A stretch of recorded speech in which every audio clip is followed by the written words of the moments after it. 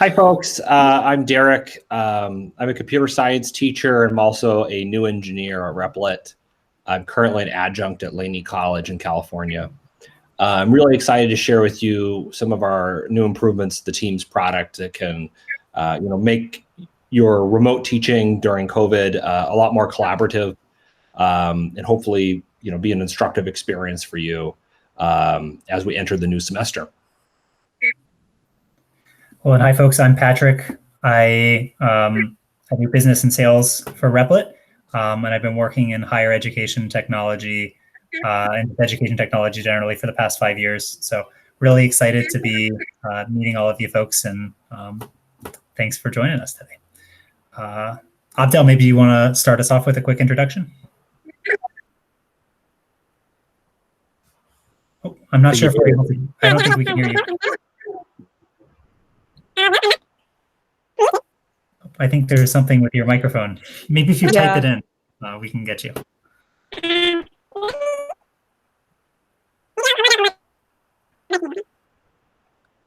I can hear him, but it's super sped up. Oh. Yeah, he'll rejoin. Tala, why don't you go? Yeah, for sure. My name is Tala. I'm a business intern, and I just started with Replit, so I'm really excited.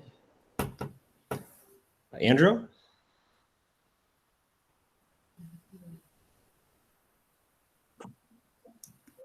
Hello, guys.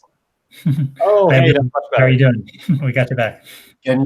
So it's good now? Yep. Okay.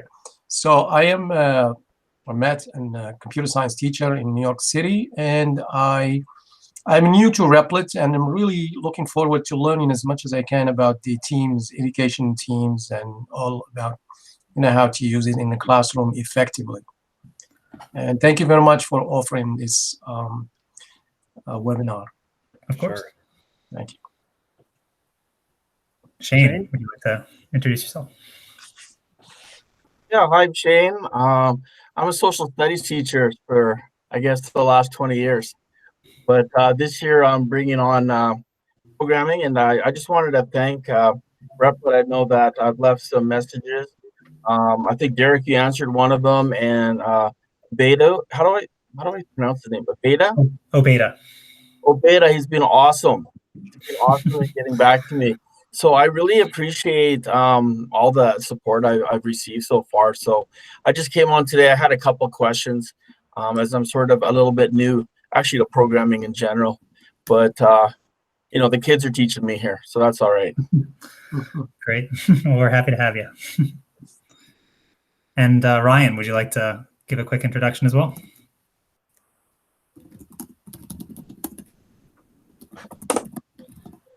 I think he entered it into the chat. So Great.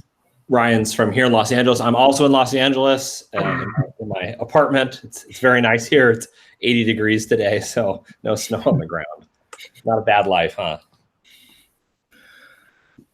Well, I'm excited to demonstrate the product. I'm going to spend about 15 minutes demonstrating really the core features that you should know about inside of Teams, and then I'd be happy to answer any questions you have about adopting the product, how we can remove friction in the product, and where the product's going to be going in the next couple months.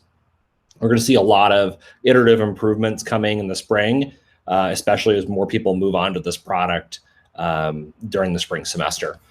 I'm going to start sharing my screen, and what I'd like to know are what languages do you all use in your classroom? Because I use Java mostly, and that might not be the same for you. We got a Python. Python? Always good to the chat. A couple Python, yeah. Python, okay. I'm going to demonstrate some stuff with Python. I want to let you know that the stuff I'm going to demonstrate today can be used in Java and Python. You can also use any of the other 50+ languages that we support. Right now, most teachers are choosing to use Java, Python, and HTML, CSS. Those all work really well in our collaborative editor. So I want to have a little message about Classrooms. Classrooms is our legacy product. So if people refer to Replit Classroom, that's not this product. So if you do log in, you can actually see I only have a test classroom in here. This product is being deprecated at the end of this month. We're encouraging you to migrate to Teams. If you see this banner, you can click on this and it'll actually migrate all of your data into the Teams product. Today, we're just going to be focusing on Teams. What I have here is the creative coding team that I have created for what I'm actually going to teach this semester. And this is a Java class that's really focused on computer graphics. And it uses a platform called Processing, which takes Java code and produces some really exciting results. So when we come into our team, probably the most important thing to look at is that there's this distinction of a project versus a REPL. If you've created any code on Replit before, you've already created a REPL. And the distinction between a regular REPL and a project is something you can assign and then collect work automatically from students. You could still create REPLs. You could use this button right here. We have another button right here. We have this button if you'd like to create a REPL that's shared with everyone inside of your team, kind of like a Google Doc. But the workflow that we're really trying to encourage teachers to do is create a project. When you create these projects, you still have all of the languages available to you that you would have for any REPL. And the difference really is that you'll be collecting work. So we could create a Python project because a lot of you are using Python. And we'll just call this my first Python project. And you can provide an optional description.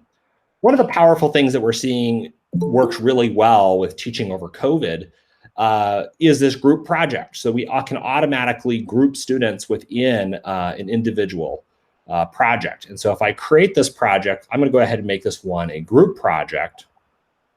I could go ahead and set up the template. So when I come into a project, this is the template that students will start with. So maybe I'll define a simple function and I'll call like, say, your name. And in this particular case, students would say, put your name here. So maybe they're writing their very, very first program. And we'll just call that function here. And you could just click this big run button at the top. What a lot of teachers and students communicate with us a lot is they appreciate that there's a really simple way to always run code. You just click the run button. And that's true for every language on our platform. If you're using Java or HTML or Python, Scala or Scheme, some really esoteric stuff, we always have this big green run button, and it makes it pretty easy to see the output of your code. Usually the output of your code is going to show up over here in the console. So if you have this in a place where you want it to assign to students, really all you need to do is then publish the project. So I can come up here and publish it, and this will allow students to start coding in here. Now, because I made this a group project, I actually have to assign groups to the students, and then they can edit these in real time. I'm just going to go ahead and auto-assign them because I don't want to add all these students manually. Since I have so few students in the actual team, they've all just been grouped into one group. I'm going to save that, and I'm going to go back to my dashboard so I can show you what this looks like. So here I have this Python project. It's hanging out here. And then I also have a grouping of projects called my Unit 1 Fundamentals. You can see that it has the little Java coffee cup because these are actually Java assignments, and this one is a Python assignment. When I click on a submission, I can view whether or not they have started. So in this particular case, a group project, so here are the 3 users, they always end up started by default. They end up started by default because we sort of create this default environment for them.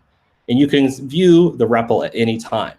So anytime if you want to see whether or not students have made any progress on their work, you can jump directly into the editor and it'll show you this pane where you can view how much progress they've made and leave them comments. So for example, this group hasn't done any work. I could actually highlight this chunk and annotate it and say, did you start this yet?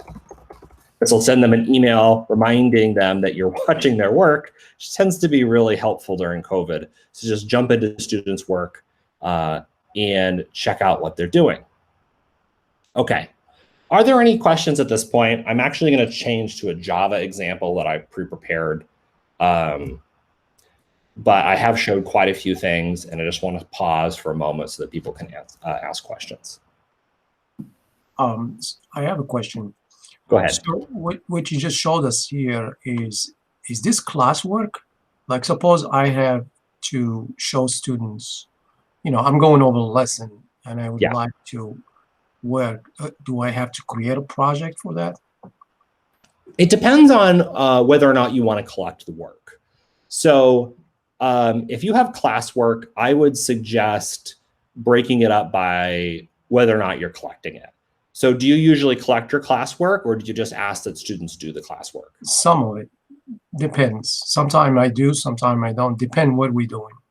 Okay. So if it depends, I would always create a project ahead of time. What's really fantastic about our project is that they can watch you code, and then whenever you're ready for them to fork. So for example, I can go back into this Python project. Let's say you're not ready for them to fork. And do you have them watch you while you're coding on Zoom? Yeah, I model for them, yeah. Okay. So let's say you're modeling and you get 30% through the project. You could actually come up here and then publish the project. So if it's unpublished, they won't see it in their own dashboard. They have an almost identical dashboard. I'll show you here. So from their view, they would not be able to see this. They would have a submission button that says start your assignment. So back to your question, I would continue modeling inside of a project. When you're ready for them to start doing work on their own, I would come up here and publish it, and then they would get started on their own.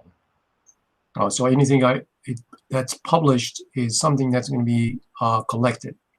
Yeah, usually. And it's fine if you decide not to collect it. We don't have any limits on the number of projects. It's just that they will see it on their dashboard as something with the created date next to it. If in the future you decide like, oh, I don't want them to see this anymore, if you unpublish something, because you can publish and unpublish right from the dashboard. So if you had some classwork that they worked on one day, you got some submissions. So notice that after you publish it, you could still look at what they did that day. All right. That's useful if you had them do something, but you don't want them to be constantly reminded that they had done classwork the previous day. You can unpublish it. They won't see it, but you will see it. You can still go look through their work of what they did that day.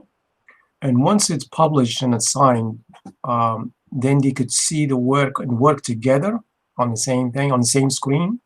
Absolutely. So if you create a group project, you define the groups. So let's see if I can edit it here. I can't. So in this particular case, I was recommending using a group project for classwork. So this one group, I only have 3 students in here, but maybe I break them into separate groups. So let's say I wanted Nadanye and Arnav to be in the same group, and then it looks like this guy is going to be alone. This will automatically set up all the permissions for you. So when this student begins their work, they're going to be coding alone, unfortunately. In this case, they're actually going to be sharing a document just like Google Docs. So they'll actually see each other's cursor move, and it'll be a collaborative editing experience, even though they're on different computers. All right, thank you. Did that answer your question? Yes, thank you.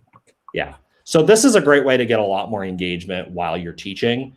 Group projects are totally optional. I think it's a good way if you're doing demonstrations, if you give pairs, just to increase some accountability and visibility. If you feel like the pairs aren't working, at any time you can pick up the students and move them around. So for example, if a pair is not working, you could just take them and move them over here and save this. One of these students, the student who got bumped, is gonna lose their work because they're now in a different group. But we don't make you stay with your original group, for example. So it's pretty dynamic. Okay. And Derek, you even had a question about deadlines and how that'll work. I know that's slated to be released very soon, but maybe you can describe to folks how the deadlines will work when we do release that. So I have a Google Classroom over here. Here's what I suggest right now. I've interviewed a lot of teachers, and there's conflicting opinions on due dates. So let's say I have this Java assignment and I wanted to assign it. Here's the workflow I would go through. First, I would publish it for students. I would come over here and click on the student project link. So if I copy this, I can go to my Google Classroom, go to my classwork, and create this assignment as my Unit 1 spirals, and then add my link right here. And so this would link them. Oops, I have to put it in here. This would allow them to get started. I don't know why there was an error. I'll come back to this. You could paste the link directly into here, so they would click on this and it would start them on their project. I brought this up because the due dates inside of Google Classroom are usually better because we don't have a grade book within Replit. I would suggest that you just paste the links into Canvas or Google Classroom or Schoology, whatever LMS you're comfortable with. Particularly responding to due dates, we've been reticent to enforce due dates because teachers have a variety of enforcement standards depending on their school's grading policies. We will have due dates that work like Canvas in the next 2 weeks. We're going to put due dates in so that students are going to have a limited window to work on a project. So it'll have an open date and a close date. And then that's how we'll enforce due dates in our system after surveying how teachers want. So it'll be less a strict due date than an open and a close date. Is that sufficient? Do you have any questions about due dates? So this is you when I asked the question about the due dates, because what I recognize is that when students submit their code, after they have submitted their code, they can still go back to change their code. That to me, for me, I was hoping to figure out a way to say, if you submit your code, this is the code that don't work on it anymore. But I haven't found a way to do that in REPL, I mean. Yeah, we're working on an implementation. When we created the project initially, teachers did not want students to lose access to their work the moment they hit submit. Now that the product has grown and become more robust, that's a feature that we are adding. We just have to make sure that we don't break the experience for some teachers. So I will add a caveat to what I just said. If you don't want to use due dates, when the due dates feature rolls out, you can ignore them and nothing will change. We will have a feature that allows you to open and close the accessibility on a REPL. So if you only want them to work between certain times, it will remove their permissions from their project after they cross the deadline. And so they won't be able to access it. I think more specifically, what you're asking for is to remove their permissions after they use the submit button. Is that right? Yeah, I just wanted, so like usually I have them due at a certain time, but I don't think I can grade them right away. Usually Right. It's like a couple of days later, then I can go to do the grading. And so I was hoping that there's a way to say, okay, if it's due at this time, then they should stop working on that so that I would be able to go see what they have done and then assign grades accordingly. I mean, I'm happy to give them access to, because right now the way that I look at it is it has a REPL history. So I could use the history to go to whatever version, like the date. Yep. Which I love. I love the, the track of all the different additions and changes they've made. So I would be able to go back to that particular day, but it's just easier personally, it's easier for me if they turn in their work and just like, wait till I'm done grading. If they want to, make adjustment, that's fine too. I just needed some time to finish my grading. Yeah, I think we should follow up on email on those particular issues. I think that there's a lot of disagreement among teachers about whether or not students should continue to have access to their work after submitting. Let's follow up an email because we are in the process of rolling this out, and we need to figure out how to satisfy the most number of people. Right. So let's follow up an email. Yeah, sure. Thank you. I mean, I can get by right now. I can go back to their timestamp and just look at their code. I can get by right now. And most students don't really go work on it up to the deadline. They usually move on to other things. Okay. So what I would like to show is there were some really interesting issues that were brought up. When you're looking at submissions, some teachers find this filter right away that allow you to see, like, these students have started, only these students have submitted. You know, this particular student needs an intervention. They haven't actually started. I need to actually coordinate some time to ask them about why they haven't started this project. We also have new filters called reviewed and not reviewed. So in this particular case, I've had 2 students submit and I haven't reviewed their code. So why don't I jump into their code and I can show you some ways that we're making this easier. In this particular case, I'm actually showing off our new live GUI environment. So I actually have a processing sketch loaded up here. And I'm looking at Arnav's work. And so he submitted it at this time, and I can actually take a look at how he has modified this. Sorry, look at the sketch file. This is actually creating this, and I could stop it and then redraw this window here where he's creating this doodle. So he hasn't really changed the project very much. So maybe I would highlight this and say, you know, Arnav, you didn't change this very much. From the base, please consider putting in more effort. And so in this particular case, because this was more or less the base code that I had given the students, I'm going to say, I don't really like this. And then I'm actually going to come here and unsubmit it. So this is actually going to notify the student that, hey, the teacher has actually rejected your submission. And I'm also going to mark this as reviewed, saying that, oh, I have looked at this and I want him to go look at this again. And then I'm going to move on to the next student. And so Wade is my next student. And wow, he made this super cool sketch. And he actually took my base code and looks like he removed the squares and he changed the colors and he did quite a lot. And I'm looking through his sketch and it's looking really cool, except this is a little bit sloppy in here. So maybe I'll just format this for him. Okay, and so I highlighted that and I formatted it. Probably not going to send this back to him. Notice that this is actually collaborative. I actually just edited his code. So depending on how you as a teacher want to work with your students, you know, you don't necessarily need to use an annotation. You could actually come in here and add a regular code comment and say, you know, maybe consider making this multiple lines. And I could leave that comment in there so when the student opens the file again. But I'm going to go ahead and mark this as reviewed, which would be kind of the same idea as graded. But I'm not going to unsubmit it. I think the student did a pretty good job. From there, I can come back to this filter and refresh, and I'll see that I can look at who I reviewed. And so I reviewed these 2 students.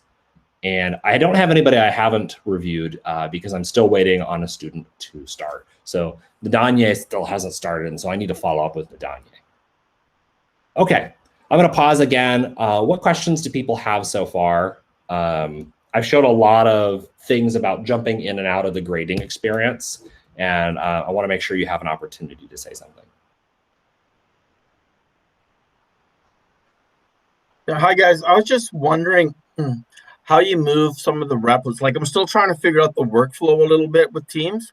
Okay. So I guess what I was doing is when I was just playing around with code, I would just use my replit, but then I didn't know how to actually move my replit or maybe a replit a student submitted to me into the educational teams.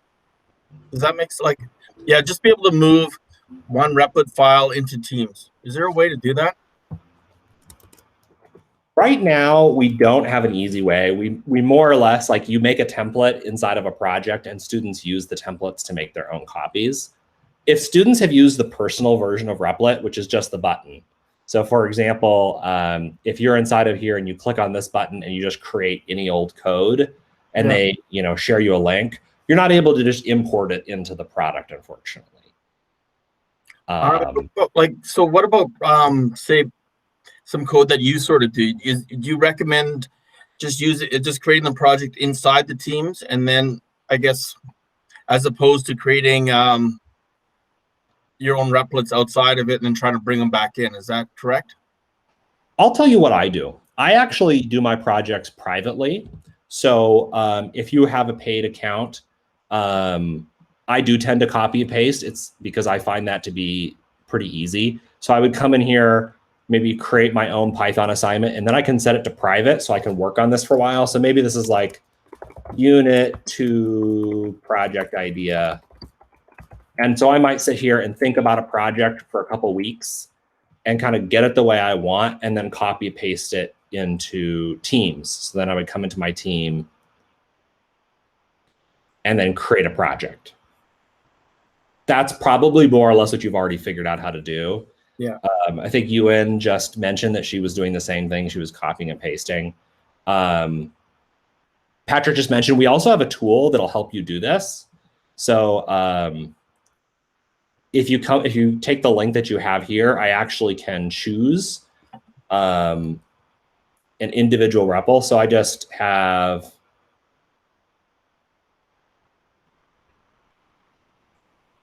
so many REPLs.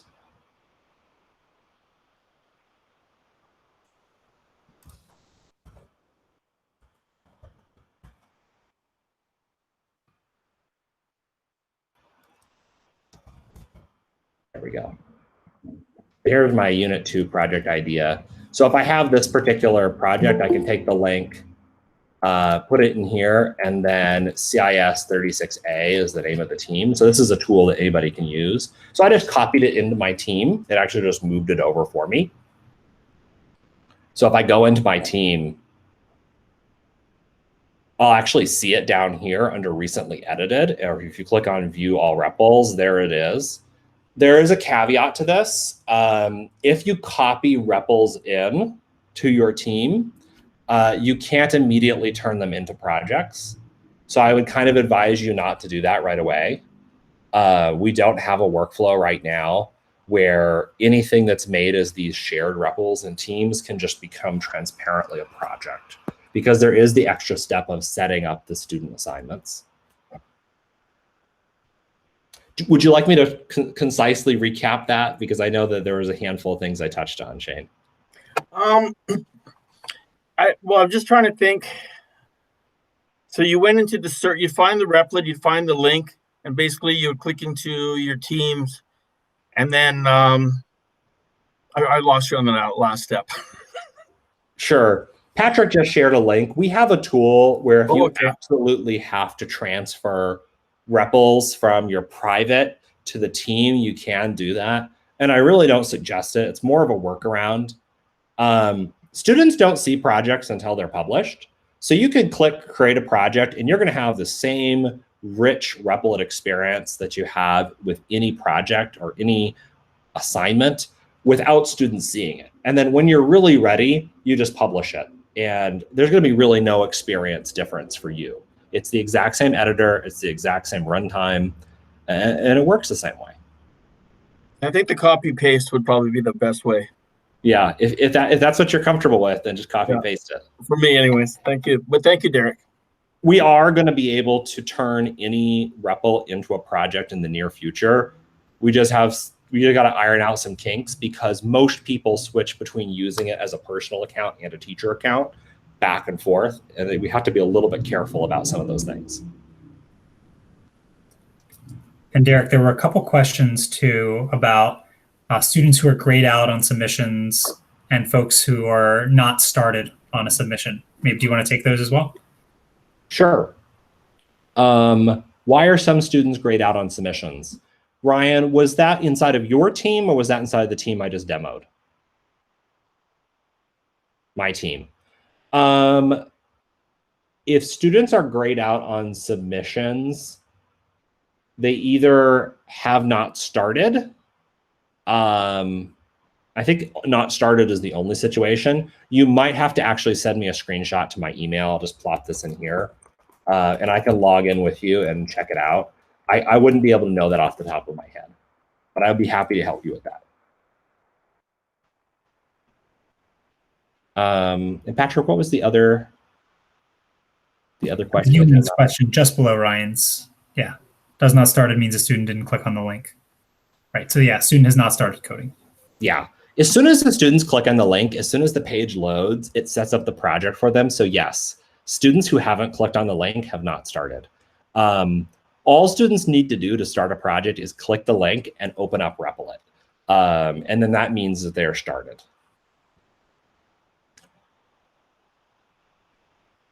I would say that there's a caveat to that.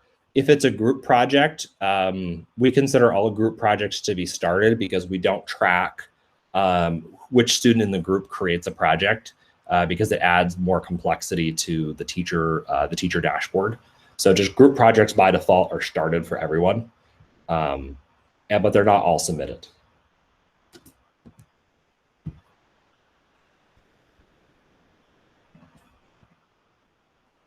So another helpful way to look at the workflow inside of Teams is to really use these filters effectively to have your helpful interventions. So for example, when I'm looking at a REPL, I can see this useful information, but I can also use tests. So tests are a new addition to Replit. So in this particular case, this would allow students to see auto-graded work. And now I have a student who's already submitted, but I didn't actually add any tests to this assignment. And so we have this benefit of allowing teachers to create tests on any project after students have already started the work. And so at any time, I can come back into this assignment and create a test. So if we look at what this code does, it's a fairly small program.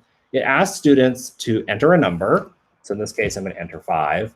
And then it prints out the area of the circle if the radius was 5, and what is the area of a square if the side was 5. So it takes this variable length and it performs 2 pieces of math. So maybe if I assign this, I would remove the math here. I'd say, okay, we're always going to return 0, and we're always going to return 0. And this would be maybe a really early assignment of just practicing some math in Java.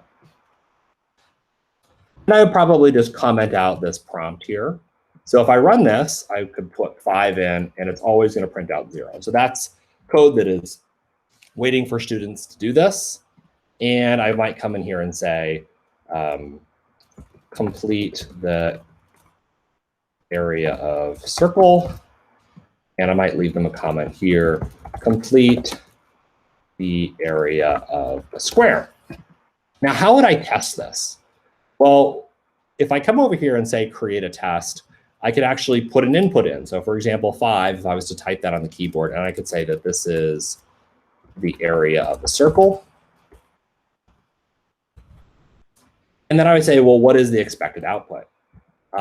In this case, I have it printing out area of circle, and I think it's 78 something. I'm actually going to let this fail so I can show you how I would write this. I would kind of guess, save this, run it, and it's going to fail. And it's going to fail because it printed out the area of circle is 0. I was actually expecting 78. I'm actually going to have to put the math back in here to guess this. I don't remember what the area of that circle is.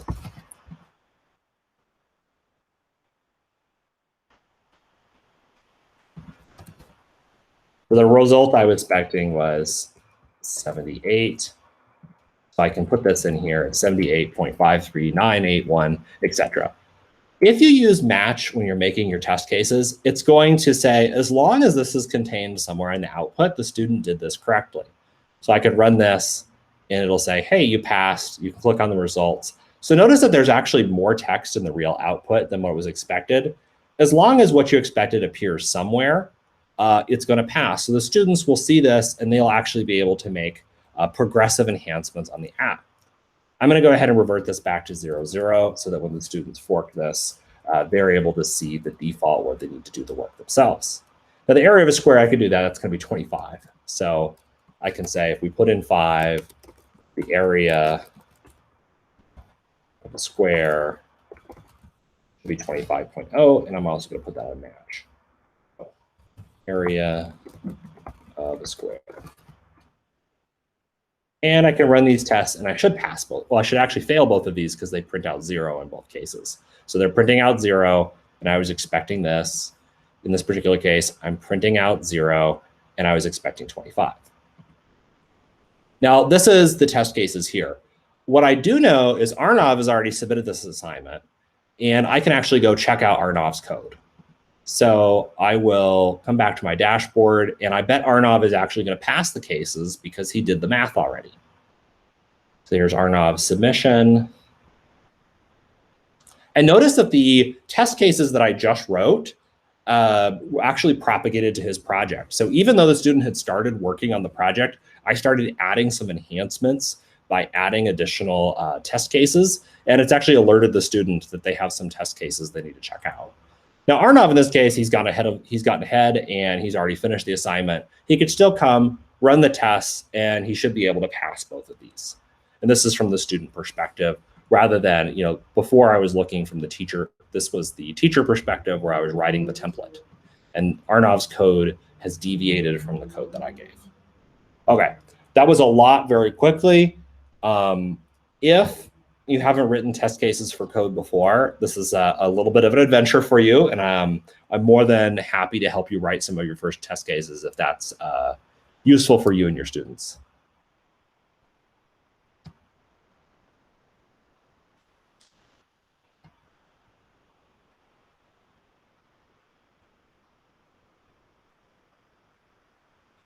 Shane, so with Java classes, what particularly would you like to know about? Is testing available for C++? Yes, testing is available for C++. In terms of the Java, in terms of the Java classes, what I was looking for, like I said, it's not necessarily my background, I'm just sort of learning as I go. But I noticed, for Replit, you have the main class, and then if you had other classes that you're trying to grab, I just wasn't exactly sure what's the best practice to set that up. Sure, I'll show you the best practice. I just did it in Java, I guess. Sure. Let's go back. I'm going to close these tabs because I can just do this from my main project. This spirals here, this is the one that I was showing you earlier. So when you run this, you get this really cool output. So this is actually a window that's being streamed to the browser. This is like a native app, and it's being streamed live. I actually have this set up as multiple files. So I have a main.java. What my main.java does here is it sets up another class called the papplet. And if you're familiar with processing, which is another educational tool, it lets you draw sketches. So what we're looking at here is a sketch, and it draws something visual. That's in a separate Java class. So I actually have this whole other Java class. And so to answer your question, Shane, you just create a new file. Okay, perfect. And that's it. And then you use it inside of your main. So if you need to use another Java class, just use it inside of main. Because everything's in the same folder together, it's just going to work. Okay. And then again, I'd be happy to answer that in email too.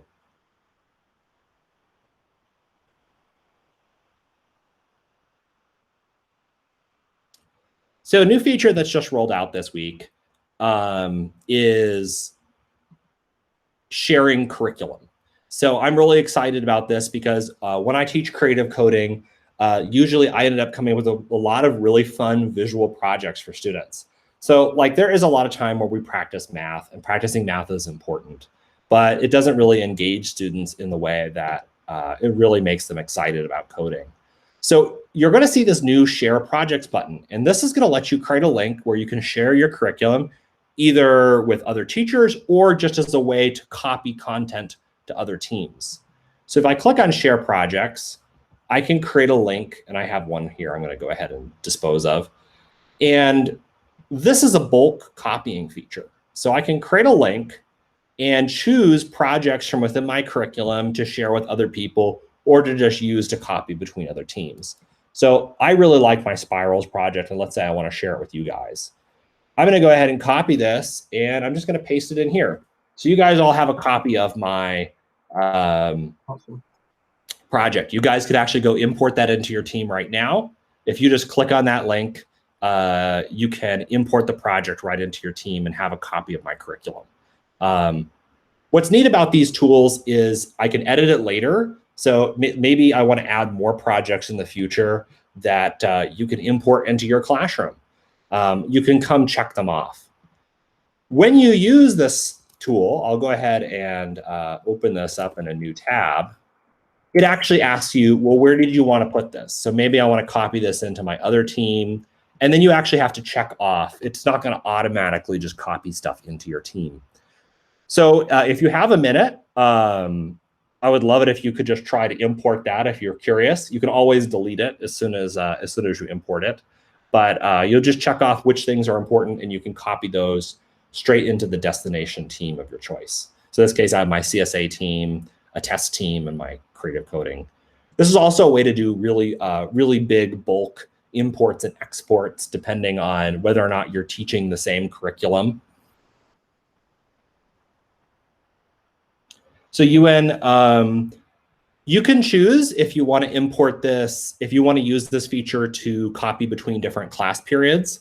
We have some teachers right now who are creating their curriculum for like period 1 in one team. Then they just create a link and copy it to the other teams in bulk. Or you can use this to share it with other teachers if you want to share your projects. This link is very long, so it's not possible for people to guess it, but this link is considered kind of a protected thing, so you should keep these a secret. If at any time you feel like you don't want people to have access to your links, you just come over here and delete them and they'll stop working immediately. I hope that resolves. So yeah, so I think that's what I was thinking, because I teach a lab section and I have someone teach lecture. I mean, I teach a lecture section. I have like breakout rooms for like 3 lab sections. And so I was wondering if like I can create one project, in one lab, and then have a way to import that same project into the other 2 labs, so I don't have to do the copy and paste and all that setup. Yes, that's exactly what this feature is designed for, but it's a little bit more robust. You could use it for a lot of things. I would say that 90% of people right now who find this feature are using it just to copy between their own classes. So you just take the link, open it up, choose where you want it to end up. So if you have your 2 other labs, you choose that, import it, and then you would have to, do this again and then choose the next lab. So you would end up pasting the link twice. Which is much better than copy and pasting the code and setting things up, right? So I would definitely like to try it and see how that works. Yeah, we actually just rolled this out today, so please email me and let me know what your experience is. We had it in a private beta for about a month, so only a handful of people were using it privately. Yeah, that sounds great. Thanks. You're welcome. So let me check. Patrick, do you want to talk about billing? I think that's like a majority of the features that we have.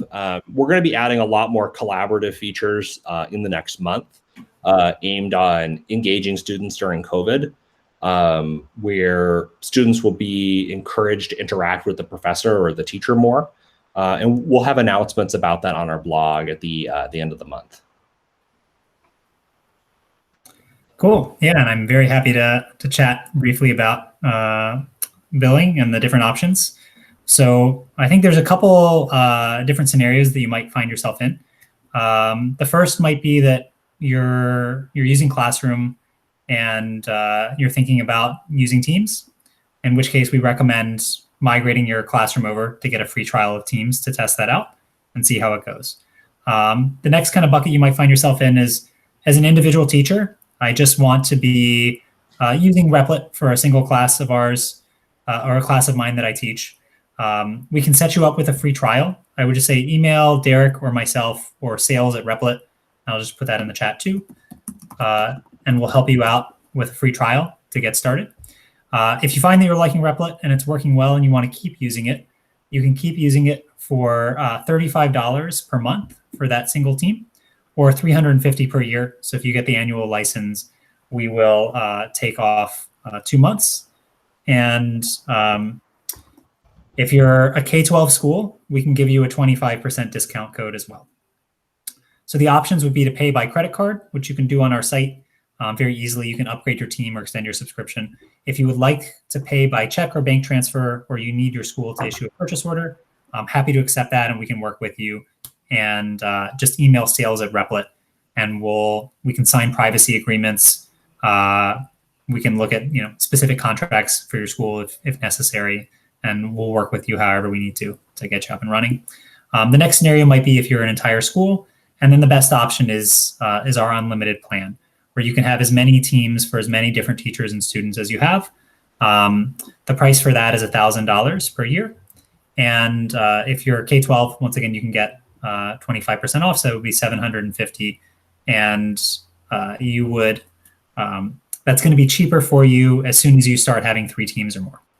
So great deal. And the last kind of option would be if you're purchasing on behalf of multiple schools. And apologies if it's not relevant for everybody on the call right now, but we'll post this up online later. So for folks that are listening and watching later, I want to share all this information. And if you're purchasing on behalf of your district, we can do custom pricing, and we do have volume discounts. So just email sales@Replit, and we'll be happy to help you out. So hopefully that clears up any questions about billing. Basically, if there's anything that comes up or any questions you have, just email sales@Replit. It'll be myself, Brittany, or Beta that jumps in and helps you, and we'll get you running as fast as we can. Derek, back to you. So that's the majority of the features that I think are going to be relevant to you in the immediate future.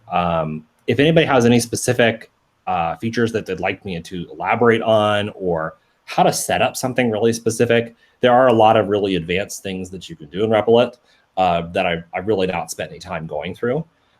So I'm all ears if you'd like any questions answered.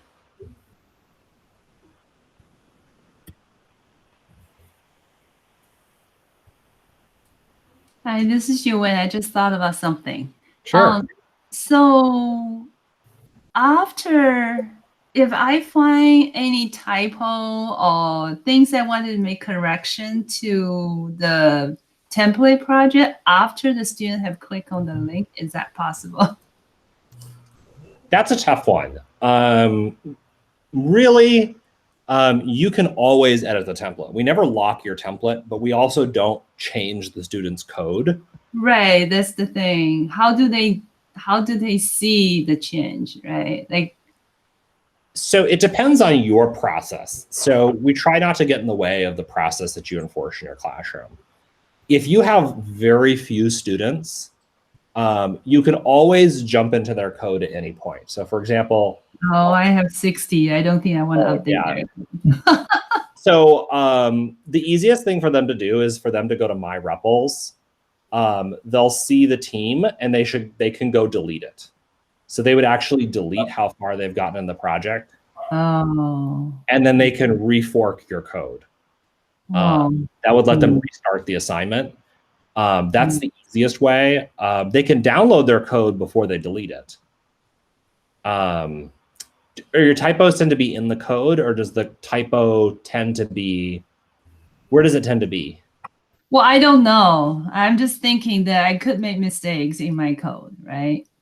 So it sounds like I'll just let the student know that I have made a mistake, and this is a correction that I want them to make. Sure. It depends on how savvy your students are. Are you teaching at the college level? Yes. Oh, so students, I usually aim towards K-12 level. So let me show you one trick. If you want to use GitHub, you can create a Git repo for your project, right? And so students could all fork the same repository. And then after they have forked that, they would actually be able to pull your changes. You would have to teach them how to connect to GitHub, though. So it's going to be an merge and all that, because they have to merge. Yeah, they would have to merge. I mean, usually that's not a big deal. I think the easiest way is probably for me to just say, please all change this, whatever. That might be the easiest way. I appreciate that. Yeah. In my experience teaching community college, I usually put the starter code inside of a Google Doc and then had students use whatever tool they wanted to use. And then if I made a mistake, they would go to the Google Doc and see what I changed. It's very crude, but that's how I tend to teach because Google Docs is just so easy.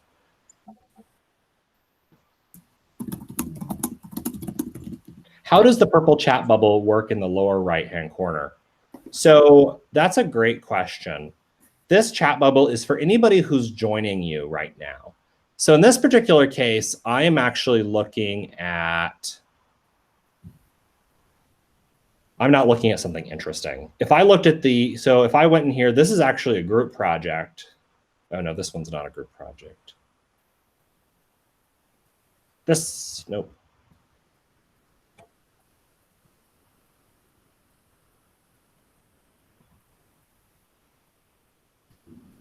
This one's not a group project either. You're really only going to use this in a group project. So students actually chat, hello. They're not actually chatting with you, the teacher. They're chatting with whoever is in their group at the same time. So in this particular case, I'm looking at Wade's code. You, the teacher, and the student can actually have a conversation together. This isn't a chat room for the whole class. It's a chat room for whoever's looking at this code. It's useful for giving revisions. So this is a way of chatting. You can chat through the annotation system. You can chat when they're in here. Those are effective ways to chat instead of trying to use a different instant messenger. But you can't chat to the entire class at the same time. This is really the most helpful. I see students use this on group assignments pretty effectively. Did that sufficiently answer your question? Yeah, thanks a lot.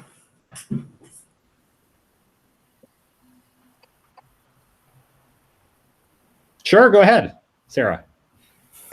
Hello, so I'm a teacher in Ontario, teaching at the high school level, and I just want to start off by saying thank you so much for implementing so many features. I've put in a lot of requests over the last couple of months, and it's great to see that you're always listening to teachers and trying to do the best you can, given that we all want a lot of different things out of Replit. So I have a request that, I know I give a lot of requests, but I think this one's going to be really useful to pretty much every teacher. It's about giving a mark to students. So right now I'm just using annotations to give feedback, and I find that involves a lot of clicking for students to see what mark they got. And it'd be great if for each project I could assign a grade, so either like a percentage out of 100 or like a level like an A- or a pass-fail if it's just pass-fail assignment. And then having students be able to see all their marks in one table. I think that would be really useful for students to go back to assignments to see which ones they want to improve on, and for students to have a rough idea of where they're at. Thank you. We're going to reboot this side of the, we've actually been making a lot of changes. So for example, you can mark this as reviewed to the student and you would know whether or not you've actually spent the time to look through this. So this is just a true false field. This conversations experience where we're in annotations is going to become a lot more sophisticated in the coming months. So we're hoping to actually include a notes field where you would actually be able to leave like permanent feedback that the students can't delete. Because technically they can resolve your feedback at any time, right? Just like in Google Docs. We're very reticent to put grading as in like gradebook grading.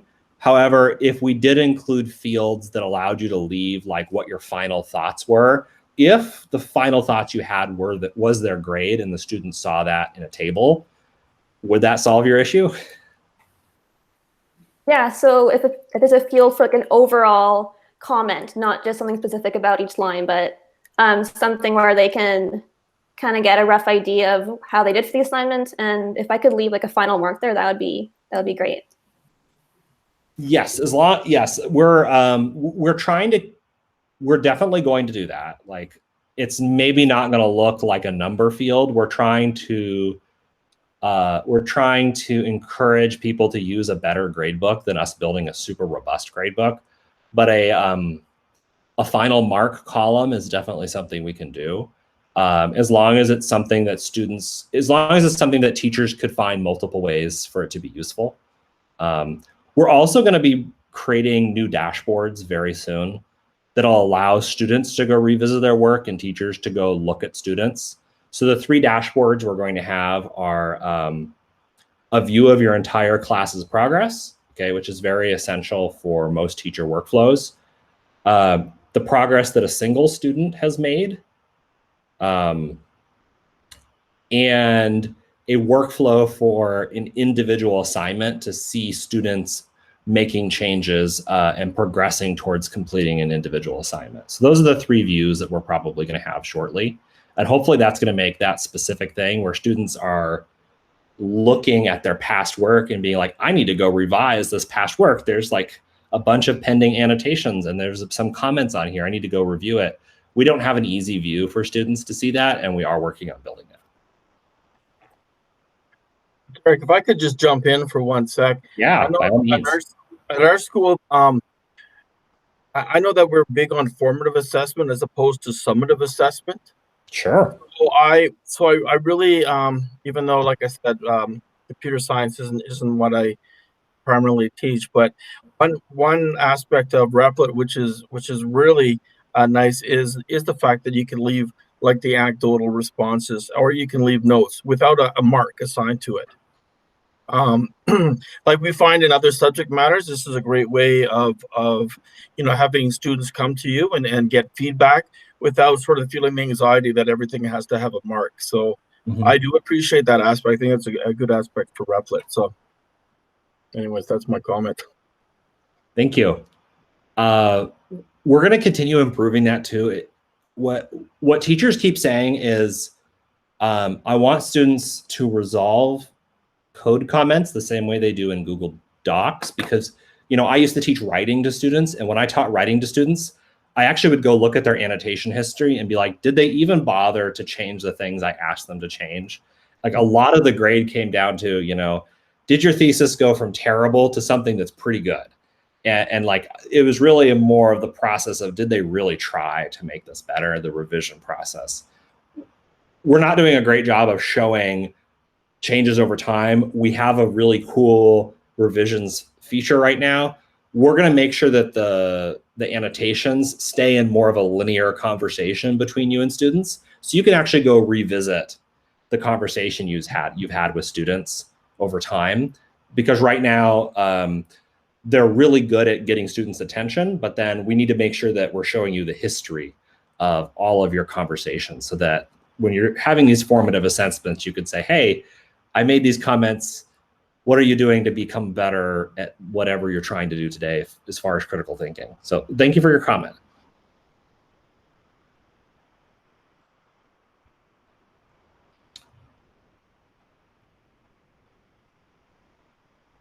Yeah, we have a button that says delete, and we are moving that to be a resolve, just like more like Google Docs.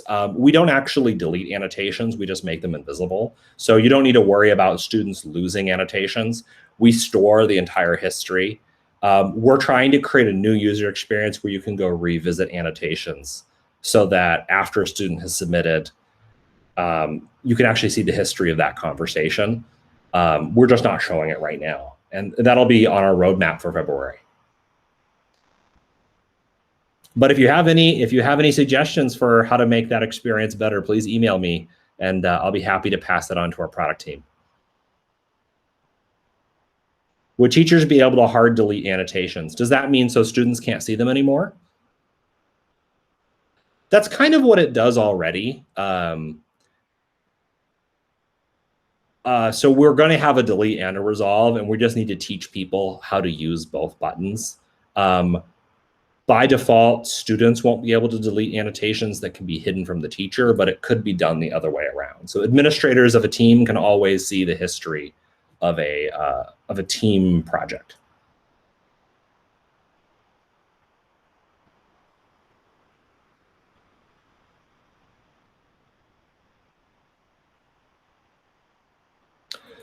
So keep your eyes peeled on our blog. In the next 2 to 3 weeks, we're going to have a lot of features rolling out around real-time collaboration and improving that experience for the spring semester, and also improving dashboards and analytics so you can see what students are doing in your teams.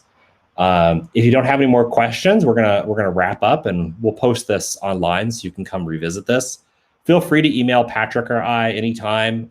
We love questions. We can mostly find the answer for you too.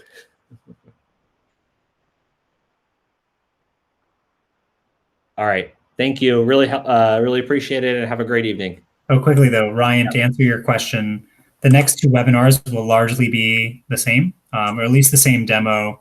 Different folks may join, different questions may come up, but don't feel obligated unless you have more questions or you want a refresher to join the next two. Okay. Thanks, everybody. Thanks. Thank you, guys. Good night.